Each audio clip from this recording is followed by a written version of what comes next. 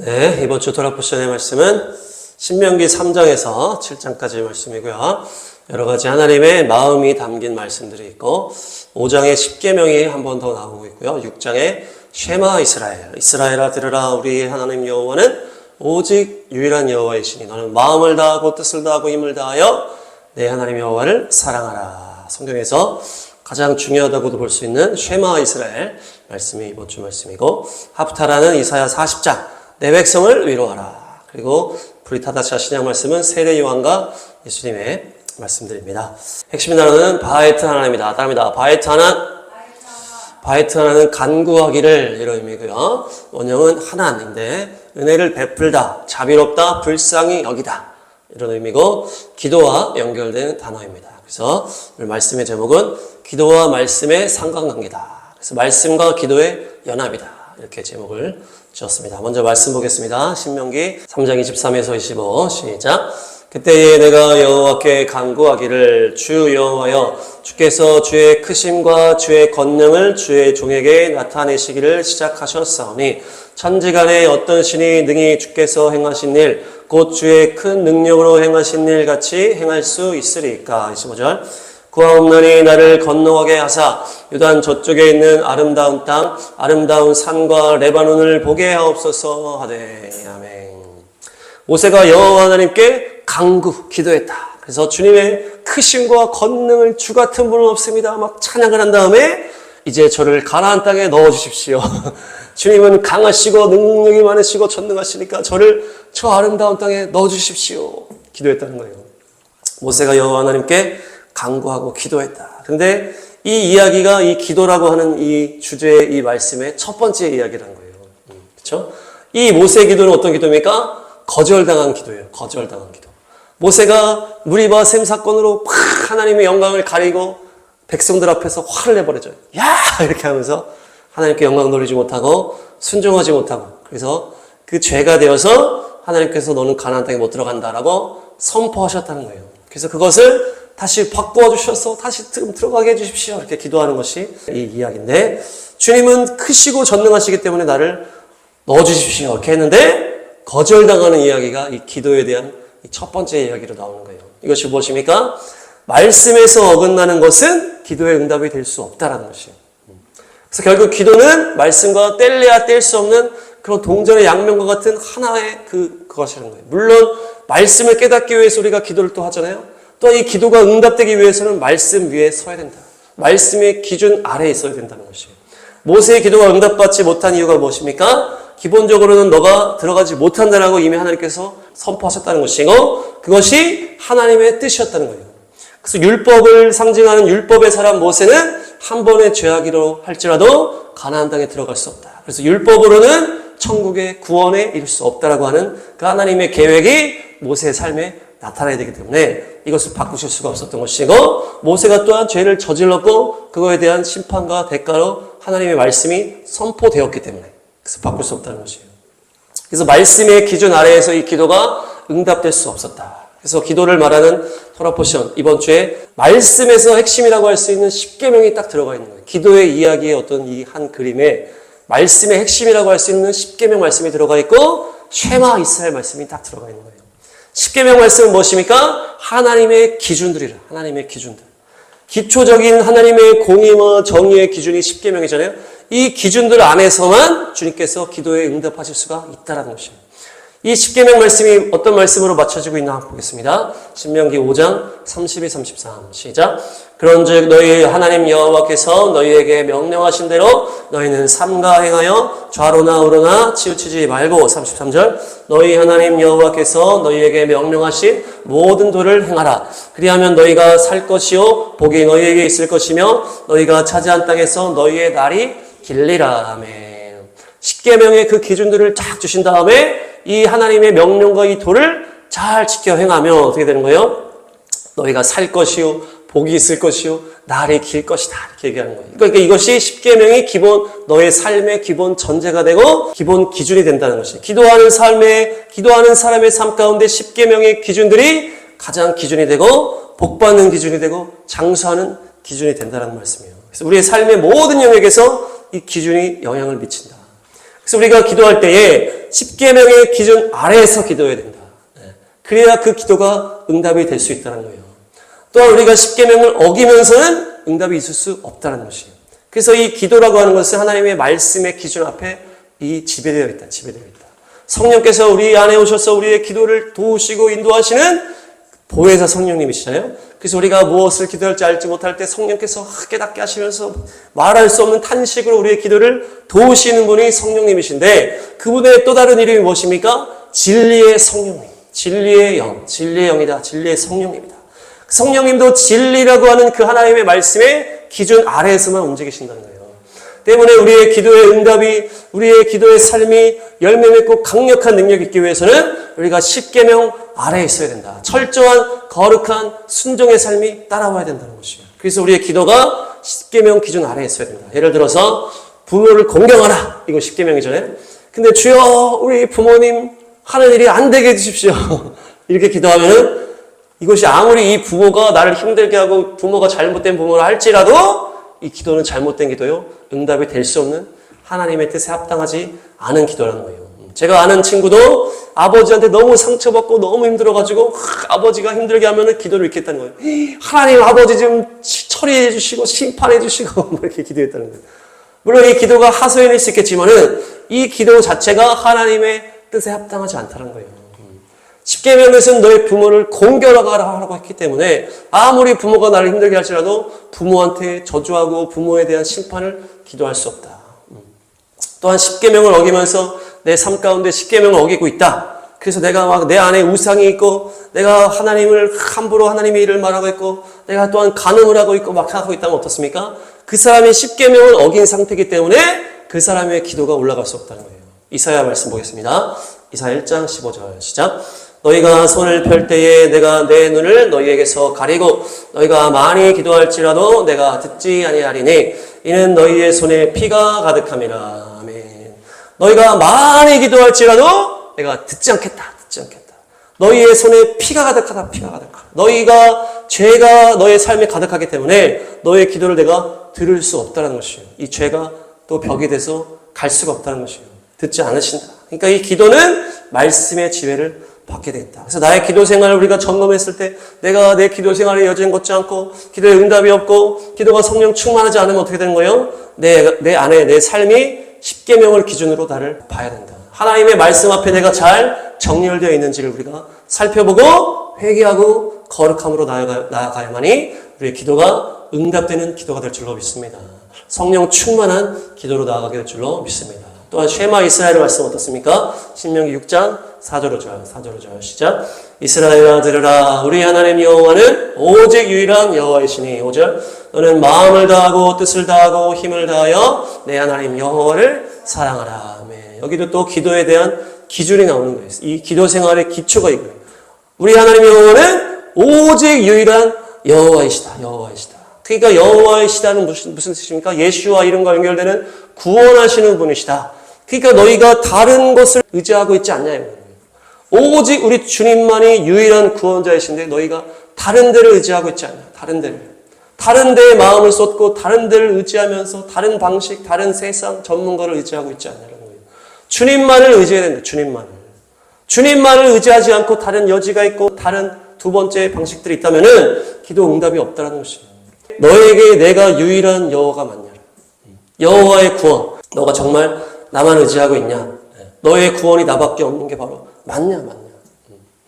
또한 무엇입니까? 너가 마음과 뜻과 힘을 다하여 하나님을 사랑하고 있냐? 이것이 또한 기도의 기준이 된다는 것이에요. 그냥 내가 슬슬 사랑하는 것이 아니고 마음을 다하고 뜻을 다하고 힘을 다해 너가 주를 하나님을 사랑하고 있냐? 이것이 기도의 기준이 되는 것이에요. 그냥 너가 그냥 슬슬 나오는 평범한 기도인지 계속 우리가 계속 얘기하잖아요. 상한 심령 가난한 마음은 무엇입니까? 그 기도가 주께서 받으신 예배가 되는데 나의 마음과 이 모든 것이 전심으로 주님을 의지하는지 내가 온전히 주님을 만나기 위해서 내가 전심과 진심으로 나아가고 있는지가 바로 상한 심령 가난한 마음 너의 마음과 뜻과 힘을 다해 주를 사랑하는 것과 다 연결이 된다. 연결이 된다. 자기 자신을 향한 사랑으로 또한 다른 생각으로 주님께 나아가지 말고 오직 주님을 향한 사랑으로 나아가야 된다. 그래야만이 기도의 열매와 응답과 능력이 있다는 것이에요. 특별히 지금 마지막 때 이 종말의 때잖아요. 우리가 적당한 마음으로 그냥 내 마음 반, 하나님을 향한 마음 반 이런 식으로는 안 된다는 거예요. 한국 교회도 마찬가지고 우리들도 마찬가지고 이제는 주님께서 성숙하고 온전한 기도를 우리에게 요구하신 지 오래됐어요.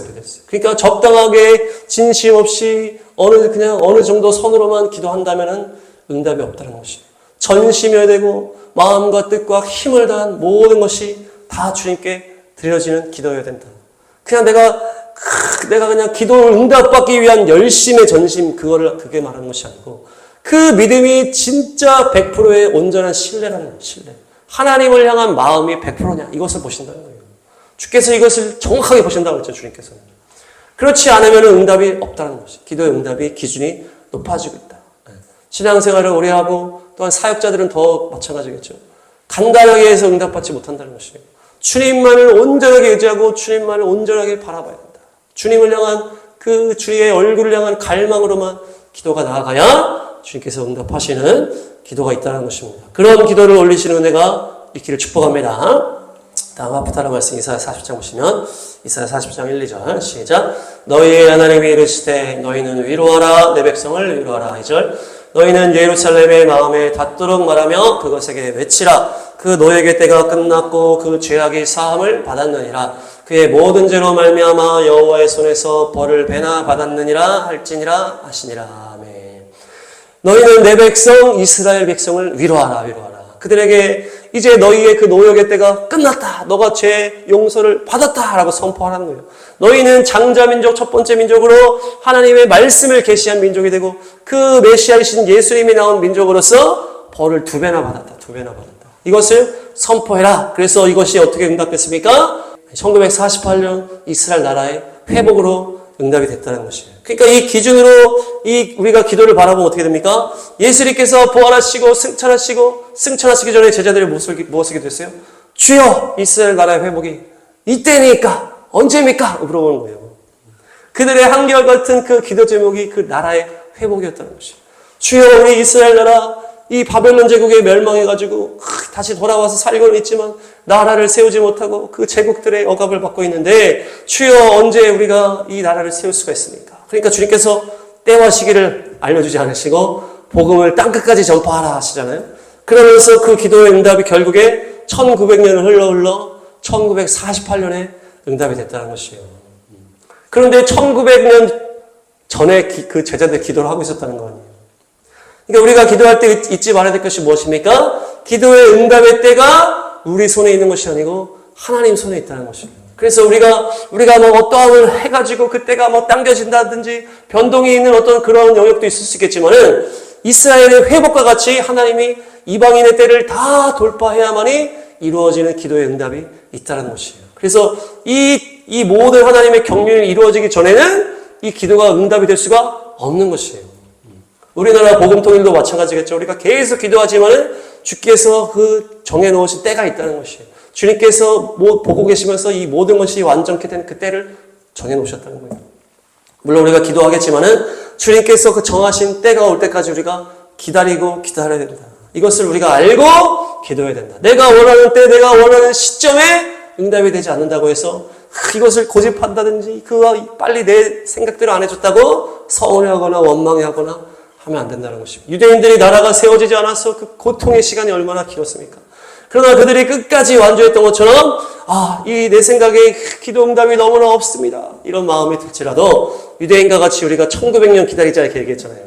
그 때가 올 때까지 하나님의 그 구원의 응답의 때가 올 때까지 다다를 때까지 인내하고 변함없는 신뢰로 주님만을 바라보며 기도해야 될 줄로 믿습니다. 다니엘도 예레미야 말씀을 보면서 70년의 때를 주님께서 정해주셨다고 다 그걸 봤잖아요. 그러면서 기도를 하는데 70년이 도대체 언제 옵니까? 다니엘이 나이가 들어가고 주여 제가 나이가 먹으면 다시 거기로 돌아갈 수가 없기 때문에 주여 50년으로 당겨주십시오. 20년만 당겨주십시오. 이렇게 기도하면 안 된다는 거죠. 정해진 때를 받아들이고 그것을 기다리기 위해서 인내해야 된다. 그러니까 어떤 기도의 응답들은 때가 정해져 있다는 것이에요. 그 때를 우리가 바꿀 수 없다. 우리 개개인의 기도의 응답도 정해진 때가 있는 기도가 있다는 거예요. 그래서 인내의 열매를 맺으시기 바랍니다. 다음 말씀 보시면 신약 말씀 누가복음 3장 3, 4, 5, 6 시작. 요한이 요단강 북은 그 각처에 와서 죄사함을 받게 하는 회개의 침례를 전파하니 선지자 이사야의 책에 쓴 바 광야에서 외치는 자의 소리가 있어 이르되 너희는 주의 길을 준비하라. 그의 오실 길을 곧게 하라. 모든 골짜기가 메워지고 모든 산과 작은 산이 낮아지고 굽은 것이 곧아지고 험한 길이 평탄해질 것이요 모든 육체가 하나님의 구원하심을 보리라 함과 같으니라. 아멘. 세례 요한이 이제 예수님께서 공생에 시작하시기 전에 세례 요한이 먼저 나왔잖아요. 그래서 그분의 길을 예비하고 준비하는 사역들을 세례 요한이 하는데 그가 인용한 말씀이 이사야 40장 말씀입니다. 그러면서 광야에 외치는 자의 소리가 있다. 주의 길을 준비하라. 골짜기를 메워지고 험한 길이 평탄해질 것이요 선포하는 것이 무엇입니까? 우리가 기다리는 그 기도 응답 앞에 무엇이 있다? 준비하는 전초의 시간이 있다는 것. 전초 증상의 시간이 있다는 것이에요. 이 개념을 우리가 정확하게 알아야 된다. 정확하게 알아야 된다. 예수님께서 나오시기 전에 이스라엘의 구원자요 그들의 메시아요 우리 모두의 구원자이신 예수님은 기도의 응답이시잖아요. 그 예수님이 나오시기 전에 세례 요한의 시간이 있었다는 거예요. 주께서 세례 요한의 시간을 허락하시면서 그 사람들의 마음을 준비시키시고 회개의 침례를 받으면서 예수님 만날 준비를 해라. 예수님 만날 준비를 해라. 그래서 예수님을 만나기 위해서는 그 기도의 응답 받기 위해서 세례 요한의 단계, 전초의 그 단계가 선행된다. 전초 증상의 시간이 있다는 것이에요. 우리가 이것을 알아야 온전한 기도의 응답을 소유할 수가 있는 줄로 믿습니다. 그래서 세례 요한을 받아들이고 회개 침례를 받은 사람은 예수님을 만나고 예수님께 나아가는 것이 쭉쭉쭉 가는 거예요. 세례 요한의 어떤 사역의 그 연장선에서 예수님이 거기서 등장하시거든요. 근데 세례 요한은 저 너무 교만해 보여. 뭐해? 내가 광야로 나가서 내가 왜 침례를 받아야 돼? 하면서 그것을 거부하고 그렇게 하면 어떻게 되는 거예요? 이후에 주님의 나타나심과 그 메시아 예수아를 만날 수가 없게 되는 거예요. 세례 요한을 거부하면 예수님도 만날 수가 없게 되는 거예요. 아니면 그것이 길어지고 이스라엘 나라가 회복될 때도 어떻습니까? 그 전초 증상의 상황들이 있었다는 거예요. 19세기 후반부터 시온주의 운동이 일어나면서 그 땅으로 돌아가자. 그 이스라엘 땅으로 돌아가자 하는 그런 운동들이 점점점 있었다는 거예요. 그래서 그 운동들이 한참 막 시작될 때 이것을 받아들이는지 안 받아들이는지 유대인들 사이에 그런 이야기가 있었을 거 아니에요. 그런데 그 전초 증상의 그 상황 가운데 내가 고토로 돌아가야지 해서 돌아간 사람들은 그 유럽의 그 피바람이 불었잖아요. 히틀러의 그 홀로코스트. 그것을 피할 수 있었다는 것이에요. 피할 수 있었다. 그 시간이 세례 요한의 시간이요. 전초전의 시간이었다는 것을 인정하고 내가 아깝더라도 지금 슬슬 가야 되겠다. 준비해야 되겠다. 고향으로 가자. 고토로 가자. 가나안 땅으로 가자. 이렇게 했다면 그 2차 대전 터지면서 전쟁이 터지면서 히틀러가 전 유럽을 다 장악하면서 다 죽이죠. 그것을 피해서 그 홀로코스트를 피해서 이동한 유대인들이 많이 있었다는 것입니다. 지금도 마찬가지입니다. 지금 마지막 알리야의 역사가 쫙 일어나면서 전 세계 또 반유대주의의 바람이 막 불고 있잖아요. 이것이 예수와의 오심의 전초 증상인데 이 상황에 또 유대인들도 가야 되는 거예요. 자기 땅으로 가야 되는 거예요. 안 그러면 또 반유대주의에 또 희생이 될 수 있고 어려움이 있을 수 있다. 우리 기도 제목도 마찬가지죠. 너희가 기다리는 그 기도 응답이 가까이 왔다. 정신 차리고 정렬되어 준비하라.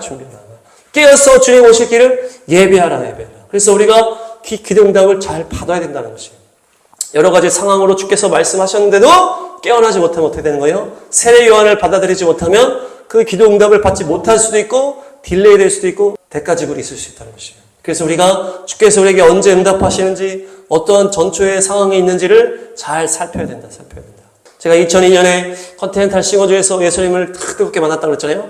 그것을 주께서 준비하고 계신 거예요. 그 시간을, 그 시점을 준비하고 계신데 그 전초 증상의 상황이 뭐가 필요합니까? 내가 컨티넨탈에 들어가야 되잖아요. 거기 지원해서 들어가야만이 거기서 예배드리다 주님을 만나는 것이 주님의 뜻이기 때문에 들어가야 되는데 그 당시 또 저의 어떤 상황 가운데 제가 또 대학 다니면서 막 또 술도 먹는 그때였다는 거예요. 그 두 가지의 상황이 있었다는 것이에요. 그 제가 그냥 선을 넘어가지고 나 그냥 술 먹고 놀고 싶어. 그 컨티넨탈 지원하기 싫어. 그러면서 그냥 그것을 내팽개쳐버리고 그냥 노는 데만 그냥 가버렸다면은 여기에 못 들어가잖아요. 못 들어가면은 주님 만날 기회를 놓쳐버리는 거고 그렇게 되면 어떻습니까? 기도 응답이 딜레이 되든지 주님 만나는 것이 대가지불로 쭉 들어가는 거예요. 그 당시에 방황하고 있던 저를 위해서 어머니가 눈물로 계속 기도하셨을 거예요. 또한 저도 놀면서도 계속 그래도 예배를 드리러 나간 거예요. 교회 나가고 그 예배 드리고 그래도 내가 예배는 드려야지 이러면서 계속 믿음의 걸음을 하다 보니까 그 컨텐츠 안에 지원을 하게 되고 붙게 되고 거기서 예배 드리다가 주님 만나게 됐다는 것이에요. 그러니까 어떤 기도의 응답의 그 앞에 전초 증상의 시간들이 있다는 것입니다. 그래서 우리가 잘 깨어나서 그것을 잘 준비될 줄로 믿습니다. 마태복음 23장 35에서 38절 35, 38 시작. 그러므로 의인 아벨의 피로부터 성전과 제단 사이에서 너희가 죽인 바라갸의 아들 사가랴의 피까지 땅 위에서 흘린 의로운 피가 다 너희에게 돌아가리라. 36. 내가 진실로 너희에게 이르노니 이것이 다 이 세대에 돌아가리라. 37. 예루살렘아 예루살렘아 선지자들을 죽이고 내게 파송된 자들을 돌로 치는 자여 암탉이 그 새끼를 날개 아래 모음과 같이 내가 내 자녀를 모으려 한 일이 몇 번이더냐. 그러나 너희가 원하지 아니하였도다. 38. 보라 너희 집이 황폐하여 버려진 바 되리라. 아멘. 예수님께서 오셨을 때에 많은 유대인 종교 지도자들은 예수님께서 하나님의 아들이시오 메시아이심을 알지 못했다. 이 상황은 무엇입니까? 예수님 이후에 유대인 심판, 예루살렘 심판의 전초 증상이 바로 예수님의 지금 이 말씀이에요. 예수께서 오시는 그 축복의 시점의 앞부분은 세례 요한으로 이 전초 증상의 시간이었다면은 이 지금 예수님의 선포는 예루살렘 멸망이라고 하는 그 심판 앞에 있는 전초 증상입니다. 그래서 마지막 기회를 주신다는 것이에요. 이것을 알지 못해서 구약의 그 모든 선지자를 죽인 그 피의 대가가 이 시대에, 이 세대에게 다 부어진다는 것이에요. 아벨의 피로부터 사가랴의 피까지 모든 피의 대가가 이 이스라엘 예루살렘에 부어진다. 예루살렘아 예루살렘아 선지자들을 죽이고 파송된 자들을 돌로 치는 자여 너희가 얼마나 많이 나를 거부하고 그 선지자들을 죽였냐. 이제 좀 있으면 이제 심판이 오는데 마지막 경고를 지금 하시는 것이에요. 예수님께서. 심판이 확정돼서 이제 40년 후에 예루살렘이 완전히 망할 계획 앞에서 예수님께서 마지막 부르심으로 선포한다는 것입니다. 구원의 응답이든 심판의 응답이든 그 앞에 신호를 주시는 전조증상의 시절이 그 시대가 있다는 것입니다. 그래서 우리가 끝까지 인내함으로 구원의 응답도 받으시고 또한 겸손하게 깨어있어서 이 심판을 또 면하는 그런 은혜가 있기를 축복합니다. 마지막 말씀 보시면 마가복음 12장 29에서 32 12장 29에서 31 시작. 예수께서 대답하시되 첫째는 이것이니 이스라엘아 들으라. 주 곧 우리 하나님은 유일한 주시라. 내 마음을 다하고 목숨을 다하고 뜻을 다하고 힘을 다하여 주 너희 하나님을 사랑하라 하신 것이요. 31. 둘째는 이것이니 내 이웃을 내 자신과 같이 사랑하라 하신 것이라. 이보다 더 큰 계명이 없느니라. 아멘. 네, 쉐마 이스라엘 말씀. 가장 중요한 그 신명기 이 6장의 말씀을 예수님께서 딱 인용하신 거예요. 여기에 예수님께서 추가하신 말씀이 있어요. 추가하신 말씀. 바로 이웃을 내 자신과 같이 사랑하라. 이 말씀을 추가했어요. 신명기 6장 쉐마 이스라엘 말씀에는 이 말씀이 바로 붙어있지가 않고 내 이웃을 내 자신과 같이 사랑하라 말씀은 레위기 19장에 있어요. 19장 한번 보겠습니다. 레위기 19장 17, 18 시작.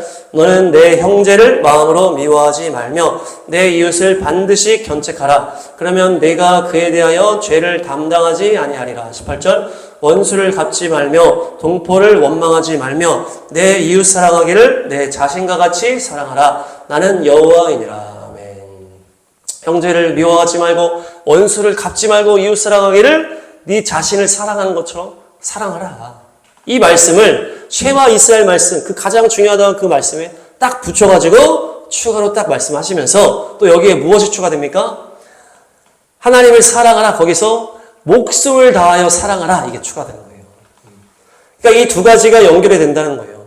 이웃 사랑, 이웃을 네 자신과 같이 사랑하라. 이것과 목숨을 다하여 하나님을 사랑하라. 이것이 연결이 되는 것이에요. 이 쉐마 이스라엘, 이 이스라엘에게 가장 중요했던 그 말씀을 이들이 순종하는데 너무나 어려움이 있었다는 거예요. 왜? 자기가 부인되지 않았기 때문에. 그래서 하나님을 사랑하는 것처럼 했지만 이웃 사랑을 완성하지 못했다. 그래서 주께서 십자가를 지시려고 오신 다음에 이 말씀을 선포하시는 거예요. 율법의 완성, 율법의 정리는 하나님 사랑, 이웃 사랑인데 너희가 이웃사랑을 언제나 실패해서 왜 그랬냐? 네 자신이 죽어지지 않았기 때문에.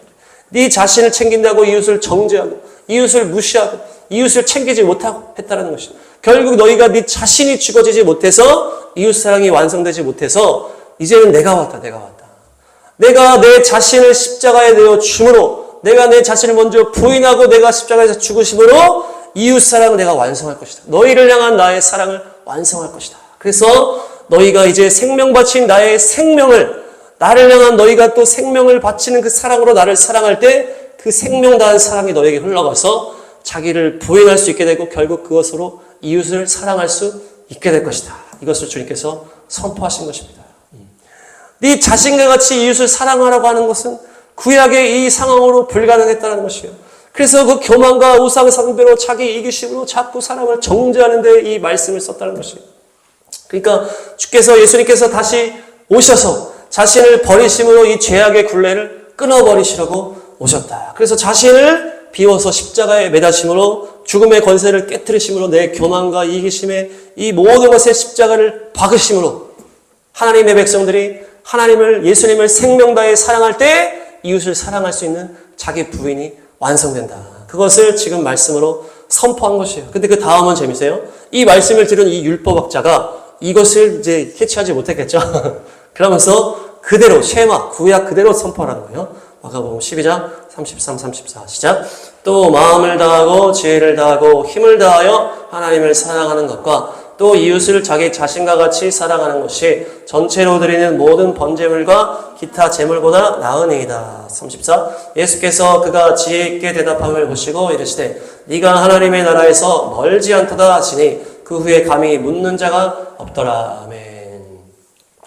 예수님께서 여기다가 목숨을 다해 사랑하라 추가하셨단 말이에요. 근데 이 율법학자가 잘할 거 아니에요. 그러니까 그렇죠. 그 말씀 말하신 거구나. 그러면서 쉐마 말씀을 그대로 쫙 선포하는 거예요.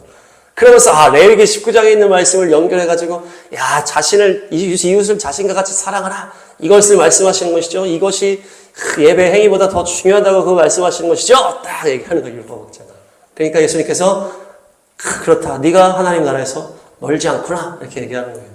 그런데 지금 어떻습니까? 예수님께서 십자가 지시기 전이기 때문에 이 율법학자도 이 생명을 바쳐 주를 사랑한다는 것이 무엇인지를 모르는 거예요.